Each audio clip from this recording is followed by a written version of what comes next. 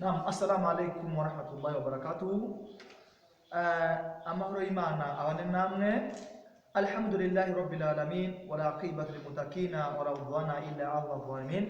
Thumma wassalatu wassalamu nabi Muhammad sallallahu alaihi wasallam wa ala alihi wa sahbihi amma ba'd. Ishimwe ikuzo bikwiye Uwiteka Allah subhanahu wa ta'ala, amahoro n'imigisha by'Imana n'ibisakare kwasozereje intumwa n'abahanuzi nta wundi ni nabi Muhammad sallallahu alaihi wasallam. Bavandimwe rero mu bisanzwe twongeye kugaruka mu nyigisho zacu nziza cyane, inyigisho zibasha kugira ngo zibature imitima yacu n'imitima ya benshi. Uyu mwanya rero nagira ngo tuze kuganira ku nkingi zigize ukwemera. Islam igizwe n'inkingi eshanu, ariko hari n'inkingi zigize ukwemera. Izo ngiye ngo tuze kuganiraho iminota mikeya, utaza kurambirwa wowe utarangije iyi video wumve icyo Uwiteka Allah subhanahu wa ta'ala akubwira.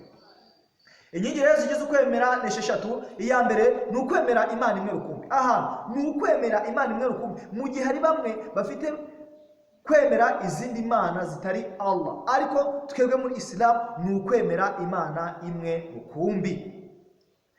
Inkingi ya kabiri igize mu kwemera ni ukwemera abamarayika bayo, kwemera abamarayika bayo. Inkingi ya gatatu ni ukwemera ibitabo byayo.